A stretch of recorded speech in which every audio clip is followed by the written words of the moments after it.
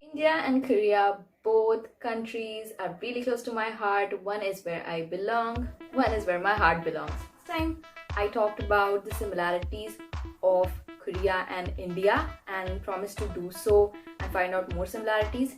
But then I thought, what about the differences? There has to be some kind of differences when it comes to habits or behaviors or certain kind of patterns in a country, and that's what we are here to talk about. So hi, I am Nainda Saram Korea. This is my channel about Korea, an Indian who loves Korea from afar till now. So if you're interested, then do subscribe to my channel, and just let's get into the video, which is going to talk about the differences between India and Korea. So let's get on.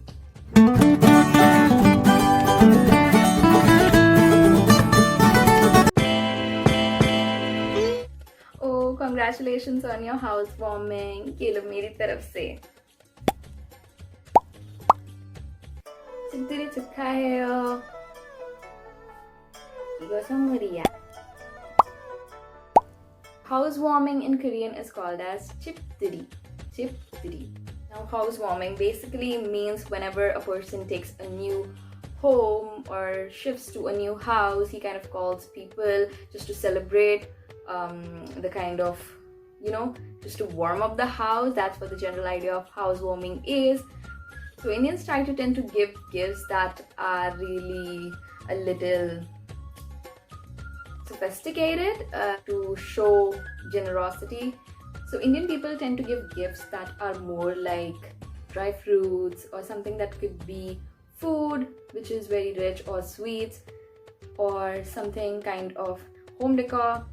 But Koreans tend to give gifts on housewarmings that is more essential, and they do not see it as something very degrading to either of them to be giving such low price gifts.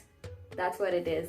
So yeah, that's a kind of cultural difference, because if we kind of in India give such gifts, people would think that we are thinking lowly of them, or maybe we think that they would think lowly of us, if that makes any sense.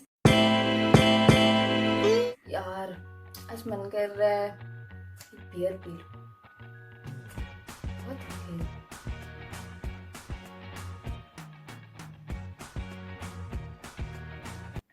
아주머니, 맥주가 있어요? 네, 거기요. 네, 감사합니다. 네. Now, drinking culture, we all know that Korea is one of major consumers of alcohol, and it is like a cultural part. It's very prevalent in the working culture, as well as on general. Korean youngsters tend to consume alcohol a lot, and they kind of have that endurance too. But in India is not a very huge consumer of alcohol.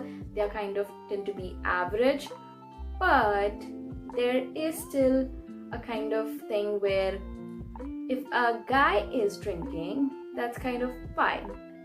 But if a girl does that, people still are not used to the fact. While in Korea, like, it's fine even if you are a girl or a boy to drink.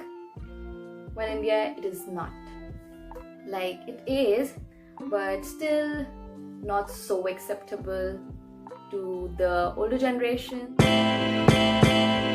So the whole tipping culture is very okay with India because it's not very heavy, but still tipping is considered okay, and it is seen as a kind gesture in India if you tip waiters and waitresses who serve you, and they do take any amount that you leave along with the main order of the food. While in Korea, tipping is strongly no. They do not tolerate it at all. Like, they do not find it comfortable. That's why even if you leave a tip, it would be like you are, kind of making an offense to their financial status. So that's why tipping is not allowed. And even if it is not taken as an offense, they kind of see it as a mistake, and they would run out of your, they would right away run behind you to, give you the money. So yeah, that's one kind of very slight subtle difference, but I surely see it as a difference because I don't want to go to Korea and do this mistake that we tend to do here, which is not a mistake here. I'm late today.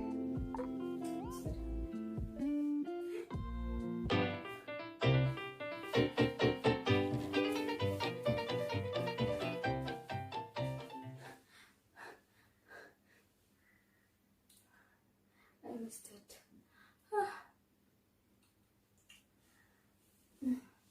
Maybe I have to spend the night at the convenience store or cafe.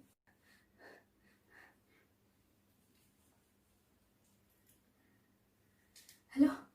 Hi, mommy. Okay, so transport in Korea stops at midnight. Similar kind of thing happens in India, especially Mumbai or metropolitan cities where I live. And yeah, that's what it is. Midnight is the last train, so you gotta rush or do anything. But the difference here is that if that happens to you in Korea, most of the Korean convenience stores or malls or cafes in general are open 24/7. And that kind of give you a relief that you don't need to have a person in that place, that's someone you know, for you to spend the night at if you kind of miss the last transport mode due to some kind of work. But in India, if you miss it, you're going to be sleeping on the platform, and it is not at all kind of safe for girls because everything closes down in India. Hardly like 0.1% of services in India are 24/7. So that's kind of a bit that I wish you could just hang out in a cafe all by yourself and spend the night. You don't have to get a room for yourself or spend money in that. These are the kind of weird random differences between the cultural habits and manners of Korea and my country, India.